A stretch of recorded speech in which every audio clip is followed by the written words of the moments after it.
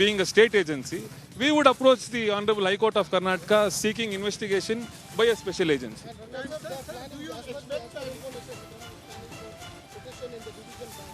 What will be your preparation for all the challenges? You see,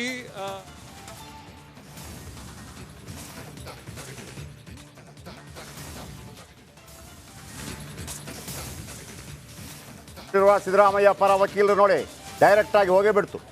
high court ವಿಭಾಗೀಯ ಪೀಠಕ್ಕೆ ಮೇಲ್ಮನವಿ ಸಲ್ಲಿಸಲಿರುವ ಪೀಠ. ಸೊ ಹಾಗಾಗಿ ಮತ್ತೆ ಇದು ಒಂದು ರೀತಿಯಲ್ಲಿ ಕೊಟ್ಟಂಗಾಗಿದೆ. ಹೈಕೋರ್ಟ್ ವಿಭಾಗೀಯ ಪೀಠಕ್ಕೆ ಮೇಲ್ಮನವಿ ಸಲ್ಲಿಸಲಿರುವ ಪೀಠ ಅಲ್ಲ, ವಕೀಲರು. ನಾಳೆ ಮೇಲ್ಮನವಿ, ಈಗ ಹೈಕೋರ್ಟ್ ವಿಭಾಗೀಯ ಪೀಠಕ್ಕೆ ಮೇಲ್ಮನವಿ. ಹಾಗಾಗಿ ನಾಳೆ ಈಗ ಮತ್ತೆ ಸ್ಟೇ ಆಗತ್ತೆ. ಈಗ ನಾಳೆ ಮತ್ತೆ ವೆರಿ ಇಂಟ್ರೆಸ್ಟಿಂಗ್. ಈಗ ಮುಡಾ ಹಗರಣ ಬಯಲಿಗೆ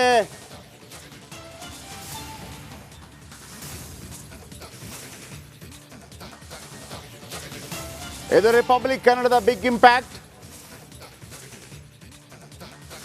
ಸಾಧ್ಯವಾದರೆ ಆ ವಿಜುವಲ್ ಹಾಕಿ.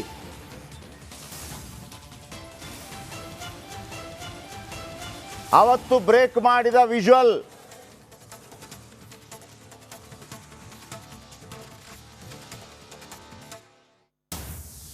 ಇದು ರಿಪಬ್ಲಿಕ್ ಕನ್ನಡದ ಬಿಗ್ ಇಂಪ್ಯಾಕ್ಟ್. ನಾವು ಬ್ರೇಕ್ ಮಾಡಿದ ವಿಜುವಲ್ ಇದ್ದರೆ ಮಾತ್ರ ಅದು ದಾಖಲೆ.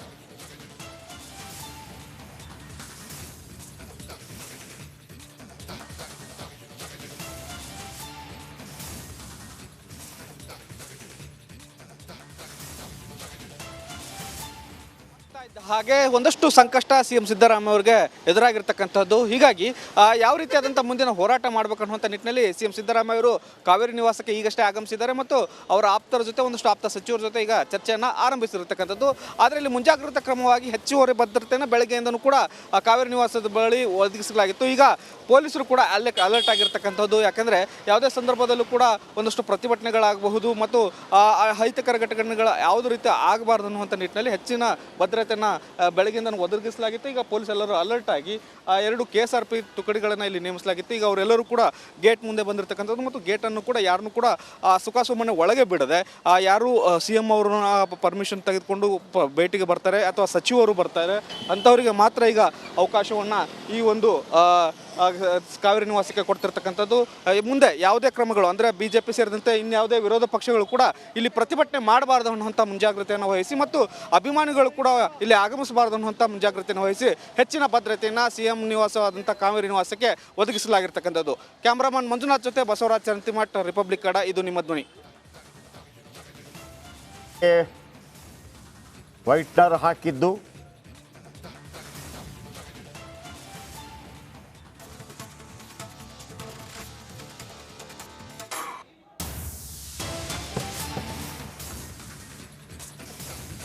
ಇದು ರಿಪಬ್ಲಿಕ್ ಕನ್ನಡದ ಬಿಗ್ ಇಂಪ್ಯಾಕ್ಟ್.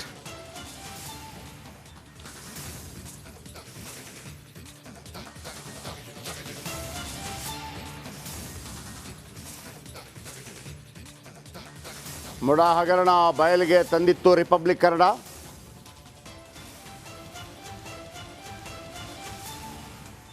ಇದು ರಿಪಬ್ಲಿಕ್ ಕನ್ನಡದ ಬಿಗ್ ಇಂಪ್ಯಾಕ್ಟ್.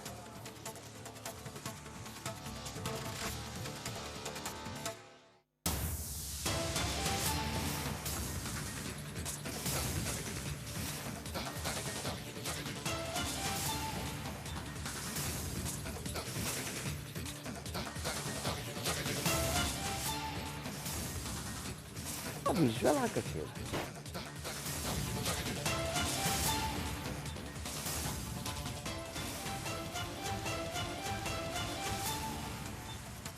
ಕೋರ್ಟ್ ಅಂಗಳದಲ್ಲಿ ಇವತ್ತು ಕ್ಲೈಮ್ಯಾಕ್ಸ್ ಫಿಕ್ಸ್ ಆಗಿದೆ. ಇವತ್ತು ಹೈಕೋರ್ಟ್ ತನ್ನ ಆದೇಶವನ್ನು ಪ್ರಕಟ ಮಾಡಿದೆ. ಇದೀಗ ಕಾನೂನು ಪ್ರಕಾರ ರಾಜೀನಾಮೆ ನೀಡದೆ ತನಿಖೆ ಎದುರಿಸಬಹುದು ಮುಖ್ಯಮಂತ್ರಿಗಳು. ರಾಜೀನಾಮೆ ಬಗ್ಗೆ ಹೈಕಮಾಂಡ್ ನಿರ್ಧಾರ ಕೈಗೊಳ್ಳುವಂಥ ಸಾಧ್ಯತೆ ಕೂಡ ಇದೆ. ಆದರೆ ನಾಳೆ ಮೇಲ್ಮನವಿ ರಿಟ್ ಅರ್ಜಿ ಸಲ್ಲಿಸ್ತಾ ಇದ್ದಾರೆ. ಪಕ್ಷದ ಒಳಗೆ ಅಪಸ್ವರ ಕೂಡ ಉಂಟಾಗಬಹುದು. ಈ ನಡುವೆ ನಾಳೆ ರಿಟ್ ಅರ್ಜಿ ಸಲ್ಲಿಸ್ತಾ ಇದ್ದಾರೆ.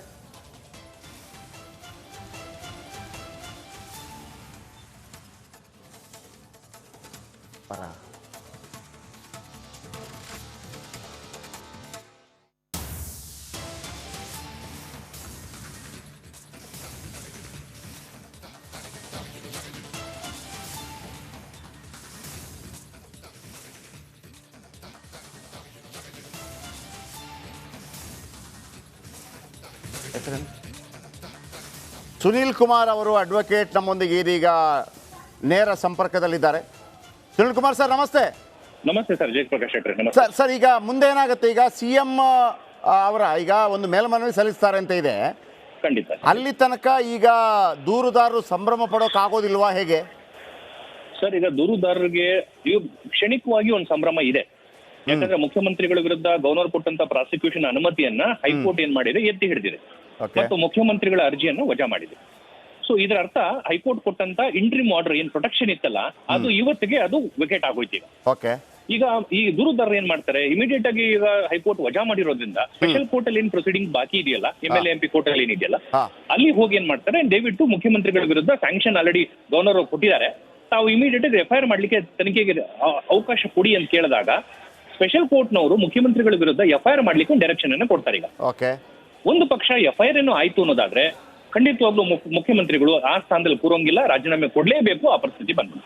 ಅಲ್ಲ, ರಾಜೀನಾಮೆ ಕೊಡದೆ ಕೂಡ ಈಗ ದೆಹಲಿಯಲ್ಲಿ ಅರವಿಂದ್ ಕೇಜ್ರಿವಾಲ್ ಮಾಡಿದಾರಲ್ಲ, ಜೈಲಲ್ಲಿ ಒಳಗಡೆ ಕೂತ್ಕೊಂಡು ಕೂಡ ಅವರು ಅಧಿಕಾರವನ್ನು ನಡೆಸಬಹುದು. ಅದು that is up to him. ಈಗ ಡೆಲ್ಲಿ ತಾವು ನೋಡಿ, ಕೇಜ್ರಿವಾಲ್ ಅವ್ರ ಸರ್ಕಾರ ನೋಡಕ್ ಹೋದ್ರೆ the entire Aam Aadmi Party is based on mister Kejriwal. Okay, Kejriwal and Aam Aadmi Party is one and the same. But ಇಲ್ಲಿ ಇವ್ರಿಗೊಂದು ಹೈಕಮಾಂಡ್ ಇದೆ, ಅದಲ್ದಿರ ಮುಖ್ಯಮಂತ್ರಿಗಳ ಹುದ್ದೆ ಮೇಲೆ ಅನೇಕರು ಕಣ್ಣಿಟ್ಕೊಂಡು ಕೂತಿದ್ದಾರೆ. ಈಗ ವಿಭಾಗೀಯ ಪೀಠಕ್ಕೆ ನಾಳೆ ರಿಟ್ ಅರ್ಜಿ ಸಲ್ಲಿಸ್ತಾರೆ ಅಂತ ಮಾಹಿತಿ ಬರ್ತಾ ಇದೆ CM ಕಡೆಯಿಂದ. ಹಾಗೇನಾಗುತ್ತೆ? ಖಂಡಿತ ವಿಭಾಗೀಯ ಪೀಠಕ್ಕೆ ಹೋದಾಗ ಮೊದಲನೇದಾಗಿ ಇವರು ಅದನ್ನ ಒಂದು ತಡೆಯಾಜ್ಞೆನ ಕೇಳ್ತಾರೆ. ಓಕೆ, ಆ ತಡೆಯಾಜ್ಞೆನ ಕೊಡೋದು ಬಿಡೋದು ವಿಭಾಗೀಯ ಪೀಠದ ಅವರ ನ್ಯಾಯಾಧೀಶದ ವಿವೇಚನೆಗೆ ಬಿಟ್ಟ ವಿಚಾರ. ಓಕೆ, ಒಂದು ಪಕ್ಷ ವಿಭಾಗೀಯ ಪೀಠ ಇಲ್ಲ, ತಡೆಯಾಜ್ಞೆ ಕೊಡೋಕೆ ಬರೋದಿಲ್ಲ, ಇದು ಕುಲಂಕುಷ ನಾನು ಪರಿಶೀಲನೆ ಮಾಡಬೇಕಾಗ್ತದೆ, ಇಲ್ಲ ನಾನು ನೋಡ್ತೀನಿ ಅನ್ನೋದಾದ್ರೆ, ತಡೆಯಾಜ್ಞೆ ಸಿಕ್ಕಿಲ್ಲ ಅನ್ನೋದಾದ್ರೆ ಖಂಡಿತವಾಗ್ಲೂ ಲೋವರ್ ಕೋರ್ಟ್ ನಲ್ಲಿ ಇವ್ರ ಮೇಲೆ FIR ಆಗುತ್ತೆ. ಅಂದ್ರೆ ಲೋವರ್ ಕೋರ್ಟ್ ಅಂದ್ರೆ ಜನಪ್ರತಿನಿಧಿಗಳ ಕೋರ್ಟ್ಗೆ ಹೋಗುತ್ತೆ. ಇಲ್ಲಿಗೆ ಹೌದು, ಅಲ್ಲಿ ಜನಪ್ರತಿನಿಧಿ ಕೋರ್ಟ್ ನಲ್ಲಿ ದೂರುದಾರರು ಸ್ನೇಹಮಯಿ ಕೃಷ್ಣ ಮತ್ತು ಇತರರು ಯಾರಿದ್ದಾರೋ ಅಬ್ರಹಾಂ ರವರು, ಅವ್ರು ಇಮಿಡಿಯೇಟ್ ಆಗಿ ಏನ್ ಮಾಡ್ತಾರೆ, ಹೈಕೋರ್ಟ್ ನ ಜಡ್ಮೆಂಟ್ ಅನ್ನು ತಗೊಂಡೋಗಿ ಲೋವರ್ ಕೋರ್ಟ್ ಹಾಕ್ತಾರೆ. ಹೌದು, ಈ ತರ ಆಗಿದೆ. ಹೈಕೋರ್ಟ್ ನಲ್ಲಿ ಮುಖ್ಯಮಂತ್ರಿಗಳ ಪ್ರಕರಣ ವಜಾ ಆಗಿದೆ, ಗವರ್ನರ್ ಕೊಟ್ಟಂತ ಸ್ಯಾಂಕ್ಷನ್ ಅನ್ನು ಅಪ್ಹೆಲ್ಡ್ ಮಾಡಿದ್ದಾರೆ. ಸ್ಯಾಂಕ್ಷನ್ ಇರೋದು ಈಗ ತಾವು ಈಗ FIR ಮಾಡ್ಲಿಕ್ಕೆ ಆದೇಶ ಕೊಡಿ ಅಂತ ಸ್ಪೆಷಲ್ ಕೋರ್ಟ್ ಹೋಗಿ ಕೂತ್ಕೋತಾರೆ.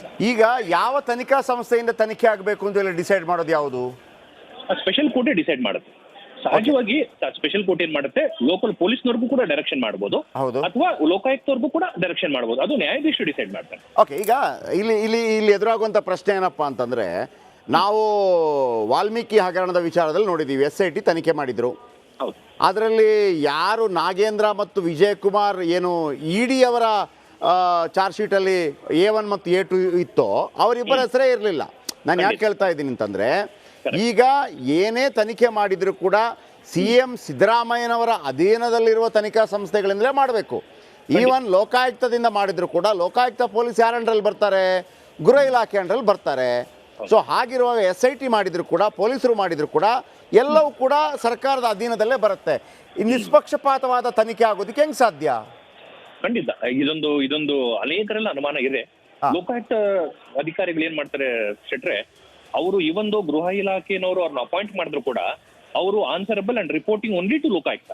ಲೋಕಾಯುಕ್ತ ಸಂಸ್ಥೆಗೆ ಸಂವಿಧಾನದಲ್ಲಿ ನಾವು ಒಂದು ಸ್ವಲ್ಪ ಸ್ವಾಯತ್ತತೆಯನ್ನು ಕೊಟ್ಟಿದ್ದೀವಿ. ಹೌದು, ಲೋಕಾಯುಕ್ತರು ಇವನ್ ಗವರ್ಮೆಂಟ್ಗೂ ಕೇಳುವಂತ ಅವಶ್ಯಕತೆ ಇಲ್ಲ. ಬಟ್ ಆಫೀಸರ್ಸ್ ನ ಡೆಪ್ಯೂಟ್ ಮಾಡೋದು, ಟ್ರಾನ್ಸ್ಫರ್ ಮಾಡೋದು ಗವರ್ಮೆಂಟ್ ಇದೆ, ಅದೊಂದು ಸತ್ಯ. ಬಟ್ ನಿಮ್ಗೆ ನಿಷ್ಪಕ್ಷಪಾತವಾದ ಒಂದು ತನಿಖೆ ಬೇಕು ಅನ್ನೋದಾದ್ರೆ, ಈ ಯಾರು ಈಗ ತನಿಖಾ ಈಗ ಕಂಪ್ಲೇಂಟ್ ಕೊಟ್ಟಿದಾರೋ ಅವ್ರು ಇನ್ನೊಂದು ರಿಟ್ ಅರ್ಜಿಯನ್ನು ಹಾಕೊಂಡು CBI ಇನ್ವೆಸ್ಟಿಗೇಷನ್ ಕೋರ್ಬೋದು. ಎಲ್ಲಿಗೆ? ಹೈಕೋರ್ಟ್ಗೆ ಹಾಕಬೇಕು? ಎಲ್ಲಿಗೆ ಹಾಕಬೇಕು? ಅದು ಹೈಕೋರ್ಟ್ಗೆ ಹಾಕಬೇಕು. CBI ಮಾಡಿ ಅಂತಲ್ವಾ? ಹೌದೌದು, CBI ಮಾಡಿ. ಈಗ ಆಲ್ರೆಡಿ ಗವರ್ನರ್ ಸ್ಯಾಂಕ್ಷನ್ ಕೊಟ್ಟಿರೋದ್ರಿಂದ ಬಹಳಷ್ಟು ಒತ್ತಡದಲ್ಲಿ ಮುಖ್ಯಮಂತ್ರಿಗಳಿದ್ದಾರೆ. ಅವ್ರ ನೀವು ಹೇಳಿದ ಮಾತುಗಳನ್ನೇ ತಗೊಂಡು ಅವ್ರ ಕೈ ಅಡಿಯಲ್ಲಿ ಬರುವಂತ ಎಲ್ಲ ತನಿಖಾ ಸಂಸ್ಥೆಗಳು ನಿಷ್ಪಕ್ಷಪಾತವಾಗಿ ತನಿಖೆ ಮಾಡುವಂತ ಭರವಸೆ ನಮಗಿಲ್ಲ. ಹಾಗೆ ದಯವಿಟ್ಟು ಒಂದು CBI ತನಿಖೆಗೆ ಕೊಡಿ ಅಂತ ಹೈಕೋರ್ಟ್ಗೆ ರಿಟ್ ಅರ್ಜಿಯನ್ನು ಸಲ್ಲಿಸಿದಾಗ ಹೈಕೋರ್ಟ್ ಈ ಪ್ರಕರಣವನ್ನ CBI ಅಥವಾ SIT ತನಿಖೆಯನ್ನು ಮತ್ತೊಂದು SIT ನ ರಚನೆ ಮಾಡಿ ಹೈಕೋರ್ಟ್ ಮಾನಿಟರ್ಡ್ ಇನ್ವೆಸ್ಟಿಗೇಷನ್ ಅಂತ ಮಾಡಬಹುದು. ಈಗ ಲೋವರ್ ಕೋರ್ಟ್ ಅಲ್ಲಿ ಜನಪ್ರತಿನಿಧಿಗಳ ಕೋರ್ಟ್ ಅಲ್ಲಿ ಹೋದಾಗ ಅದು ಮೊಕದ್ದಮೆಯನ್ನು ದಾಖಲಿಸಿಕೊಂಡು FIR ದಾಖಲಿಸೋದಕ್ಕೆ ಯಾರಿಗೆ ಹೇಳುತ್ತೆ? ನಾರ್ಮಲ್ ಏನ್ ಮಾಡ್ತಾರೆ, ಈಗ ಸ್ಪೆಷಲ್ ಕೋರ್ಟ್ ಅಂತ ಬಂದಾಗ ಲೋಕಲ್ ಪೊಲೀಸ್ ಸ್ಟೇಷನ್ಗೆ ಸಹಜವಾಗಿ ಅವ್ರು ಆರ್ಡರ್ ಮಾಡ್ತಾರೆ. Okay, unless and until special request ಮಾಡಿದ್ರೆ ಮಾತ್ರ. ಬಿಕಾಸ್ ಈಗ ಒಂದು ಪ್ರಕರಣದಲ್ಲಿ ಇವರು ನಮ್ಮ ಅಬ್ರಾಮ್ ಏನ್ ಮಾಡ್ತಾರೆ, ಅವರು ಲೋಕಾಯುಕ್ತ ಸಂಸ್ಥೆಗೆ ಒಂದು ಕಂಪ್ಲೇಂಟ್ ಅನ್ನು ಕೊಡ್ತಾರೆ ಫಸ್ಟ್. ಸೊ ಲೋಕಾಯುಕ್ತ ಕೊಟ್ಟು ಆಮೇಲೆ ಬಂದು ಸ್ಪೆಷಲ್ ಕೋರ್ಟ್ ಅಲ್ಲಿ ಪ್ರಕರಣವನ್ನು ದಾಖಲೆ ಮಾಡಿದ್ದಾರೆ. ಹಾಗಾಗಿ ಅಬ್ರಾಮ್ ಪ್ರಕರಣದಲ್ಲಿ 99% ಲೋಕಾಯುಕ್ತ ತನಿಖೆ ಸಂಸ್ಥೆಗೆ ಇವರು ತನಿಖೆ ಮಾಡಲಿಕ್ಕೆ ಆದೇಶವನ್ನು ಕೊಡ್ತಾರೆ. ಓಕೆ, ಈಗ ಅಭಿಷೇಕ್ ಮನು ಸಿಂಘ್ವಿ ಅಂತಹ ದೊಡ್ಡ ದೊಡ್ಡ ವಕೀಲರು ಬಂದು ಕೂಡ ವಾದ ಮಾಡಿದ್ರು ಕೂಡ ದೂರುದಾರರ ವಾದದಲ್ಲೇ ದೂರುದಾರರ ವಾದ ಬಹಳ ಸ್ಟ್ರಾಂಗ್ ಆಗಿತ್ತು ಅಂತ ಪ್ರೂವ್ ಆಗೋಯ್ತಾಗಿದ್ರೆ ಈಗ ಬಹುಶಃ ನ್ಯಾಯಾಧೀಶರು ದೂರುದಾರರ ಪರವಾಗಿ ಬಂದಂತ ಸಾಲಿಸಿಟರ್ ಜನರಲ್ ಅವರ ವಾದ ಮತ್ತು ಮಣಿಂದರ್ ಸಿಂಗ್ ಅಂತ ಇನ್ನೊಬ್ರು ಹಿರಿಯ ವಕೀಲರು ಮಾಡಿದಂತ ವಾದ, ಆ ವಾದಗಳ ಮೇಲೆ ಬಹುಶಃ ನ್ಯಾಯಾಧೀಶರು ಏನಂತ ಅನ್ಕೊಂಡಿದ್ದಾರೆ, mostly this is a fit case for investigation. ಈಗ ಸುನಿಲ್ ಅವರೇ, ಮೂರು ದೂರುದಾರರಿದ್ದಾರೆ. ಒಂದು TJ ಅಬ್ರಾಮ್ ಇದ್ದಾರೆ, ಸಾಯಿ ಕೃಷ್ಣ ಅವರಿದ್ದಾರೆ, ಆ ನಂತರ ಪ್ರದೀಪ್ ಕುಮಾರ್ ಇದ್ದಾರೆ. ಒಬ್ಬೊಬ್ಬರದು ಒಂದೊಂದು ಆರೋಪಗಳಿದೆ ಒಂದೊಂದು ದೂರಿನಲ್ಲಿ. ಇದು ಯಾವ ರೀತಿ, ಅದನ್ನು ಹೆಂಗೆ ಒಂದೇ ದೂರಾಗಿ ಮಾಡ್ಕೊಂಡು ಹೋಗೋಕ್ಕಾಗತ್ತೆ? ಅದು ಹೆಂಗಾಗತ್ತೆ ಅಂತ ಈಗೇನ್ ಮಾಡ್ತಾರೆ, ಸ್ಪೆಷಲ್ ಕೋರ್ಟ್ ನಲ್ಲಿ ನ್ಯಾಯಾಧೀಶರು 3 ದೂರುಗಳನ್ನ ಈಗ ಕೂಲಂಕುಷವಾಗಿ ಪರಿಶೀಲನೆ ಮಾಡ್ತಾರೆ. ಓಕೆ, ಈಗ 3 ದೂರುಗಳು ಕೂಡ ಒಂದೇ ಹಗರಣಕ್ಕೆ ಸಂಬಂಧಪಟ್ಟದ್ದಾದ್ರೆ ಆದ್ರೆ ಬೇರೆ ಬೇರೆ ಆಯಾಮಗಳಲ್ಲಿ ದೂರನ್ನ ಕೊಟ್ಟಿರ್ತಾರೆ. ಕೆಲವು ಅಧಿಕಾರಿ ವರ್ಗದವರು ಇನ್ವಾಲ್ವ್ಮೆಂಟ್ ಅಂತ ಕೊಟ್ಟಿರ್ತಾರೆ, ಕೆಲವು ಮುಖ್ಯಮಂತ್ರಿಗಳ ಫ್ಯಾಮಿಲಿ ಇನ್ವಾಲ್ವ್ಮೆಂಟ್ ಅಂತ ಕೊಟ್ಟಿದ್ದಾರೆ, ಕೆಲವರು ಸರ್ಕಾರಕ್ಕೆ ಬೊಕ್ಕಸಕ್ಕೆ ನಷ್ಟ ಅಂತ ಕೊಟ್ಟಿರ್ತಾರೆ. ಎಲ್ಲವೂ ಕೂಡ ಸೇಮ್ ಪ್ರಕರಣ ಆಗೋದಾದ್ರೆ ಒಂದು ಅಬ್ರಾಮ್ ಅವ್ರ ಪ್ರಕರಣ ಮಾತ್ರ ತನಿಖೆಗೆ ಡೈರೆಕ್ಷನ್ ಕೊಟ್ಟು ಇನ್ನೆರಡು ಪ್ರಕರಣ ಇದೆಯಲ್ಲ, ಅವೆರಡು ಪ್ರಕರಣದಲ್ಲಿರುವಂತಹ ಇಬ್ಬರು ಕಂಪ್ಲೇಂಟ್ಗಳನ್ನ ವಿಟ್ನೆಸ್ ಆಗಿ ಮಾಡಿ ನಿಮ್ಮಲ್ಲಿರೋ ಎಲ್ಲಾ ಮೆಟೀರಿಯಲ್ಗಳನ್ನ ತನಿಖಾಧಿಕಾರಿಗಳಿಗೆ ನೀವು ಕೊಡಿ. ಯಾಕಂದ್ರೆ ಸುಪ್ರೀಂ ಕೋರ್ಟ್ ಅನೇಕ ತೀರ್ಪು ಹೇಳುತ್ತೆ, ಒಂದು ಪ್ರಕರಣದ ಒಂದೇ ಒಂದು ಇಶ್ಯೂ ಮೇಲೆ 2-3 ಕಂಪ್ಲೇಂಟ್ ಫೈಲ್ ಮಾಡೋಂಗಿಲ್ಲ. ಹಾಗಾಗಿ ಇಟ್ ಬಿಕಮ್ಸ್ ಒನ್ ಕಂಪ್ಲೇಂಟ್. ಇನ್ನಿಬ್ಬರು ಕಂಪ್ಲೇಂಟ್ಸ್ ಏನ್ ಮಾಡ್ತಾರೆ, ವಿಟ್ನೆಸ್ ಗಳಾಗ್ಬಿಟ್ಟು ಇವ್ರ ಜೊತೆ ಜಾಯ್ನ್ ಆಗ್ಬಿಡ್ತಾರೆ. ಹಾಗಾಗ್ಬಿಡುತ್ತೆ. ಈಗ ವೆರಿ ಇಂಪಾರ್ಟೆಂಟ್, ಈಗ ನೀವು ನೋಡಿದ್ರ ಪೈಕಿ 3 ಪೈಕಿ ಬಹಳ ಸ್ಟ್ರಾಂಗ್ ಆಗಿ ಕಾಡ್ತಾ ಇರೋದು ಯಾವುದು? ಅಬ್ರಾಮ್ ಅವ್ರ ಪ್ರಕರಣ ಸ್ವಲ್ಪ ಸ್ಟ್ರಾಂಗ್ ಇದೆ. ಅಲ್ಲ, ಅಬ್ರಾಮ್ ಪ್ರಕರಣದಲ್ಲಿ ಏನಂತಂದ್ರೆ ಆ ಜಾಗವನ್ನ ಕೃಷಿ ಭೂಮಿಯಾಗಿ ಪರಿವರ್ತನೆ ಆದಾಗ ಜಿಲ್ಲಾಧಿಕಾರಿಗಳು ಮತ್ತು ತಹಶೀಲ್ದಾರ್ ಸಹಿ ಹಾಕಿದ್ದಾರೆ. ಅದು ಆಲ್ರೆಡಿ ಸೈಟ್ಗಳಾಗಿ ಹಂಚಿಕೆ ಆದಂತ ಜಾಗ. ಅಲ್ಲಿ ಮುಖ್ಯಮಂತ್ರಿಗಳ ಒತ್ತಡ ಇರಬಹುದು ಅಥವಾ ಸಿದ್ದರಾಮಯ್ಯನ ಒತ್ತಡ ಇರಬಹುದು. ಆದ್ರೆ ದಾಖಲೆ ಏನಿದೆ ಸುನಿಲ್ ಅದಲ್ಲಿ? ಈಗ ಏನಾಗುತ್ತೆ, ತನಿಖೆ ಶುರು ಮಾಡಿದಾಗ ತನಿಖಾಧಿಕಾರಿಗಳು ಏನ್ ಮಾಡ್ತಾರೆ, ತಮ್ಮ ವ್ಯಾಪ್ತಿಯನ್ನ ಸ್ವಲ್ಪ ಎಕ್ಸ್ಪ್ಯಾಂಡ್ ಮಾಡ್ತಾ ಹೋಗ್ತಾರೆ. ಓಕೆ, ಫಸ್ಟ್ ಜಾಗ ಎಲ್ಲಿಂದ ಶುರು ಆಯ್ತು, ಆ ಜಾಗ ಓನರ್ ಯಾರು ಇರ್ತಾರೆ, ಅವರ ಫ್ಯಾಮಿಲಿ ಮೆಂಬರ್ಸ್ ಯಾರಿದ್ದಾರೆ, ಅವ್ರನ್ನೆಲ್ಲ ಕಾಂಟ್ಯಾಕ್ಟ್ ಮಾಡಕ್ ಶುರು ಮಾಡ್ತಾರೆ. ಅದಾದ ನಂತರ ಈ ಸ್ನೇಹಮಯಿ ಕೃಷ್ಣ ಅವ್ರ ಪ್ರಕರಣದಲ್ಲಿ ಬಂದ ಅವ್ರು ಕೊಟ್ಟಂತ ದೂರದ ಮೇಲೆ ಈಗ ಮುಖ್ಯಮಂತ್ರಿಗಳ ಬಾಮೈದ ಅದನ್ನ ಪರ್ಚೇಸ್ ಮಾಡ್ತಾರೆ, ತಗೊಂತಾರೆ, ಅದನ್ನು ಕೂಡ ಬರುತ್ತೆ. Thank you very much. ವಿಸ್ತೃತ ಮಾಹಿತಿಯನ್ನು ಕೊಟ್ಟರು. ಇದೀಗ ವಿಜೇಂದ್ರ ಪ್ರೆಸ್ ಮೀಟ್ ಮಾಡ್ತಾ ಇದ್ದಾರೆ, ಇದರ ಬಗ್ಗೆ ಕೂಡ ಮಾಡಿದ್ರು. ಸುದೀರ್ಘವಾಗಿ ಉಚ್ಚ ನ್ಯಾಯಾಲಯದಲ್ಲಿ ಪರ ವಿರೋಧ ಎಲ್ಲವೂ ಕೂಡ ವಾದ ಆದ ನಂತರದಲ್ಲಿ ರಾಜ್ಯ ಉಚ್ಚ ನ್ಯಾಯಾಲಯ ಇವತ್ತು ತೀರ್ಪನ್ನು ನೀಡಿದೆ.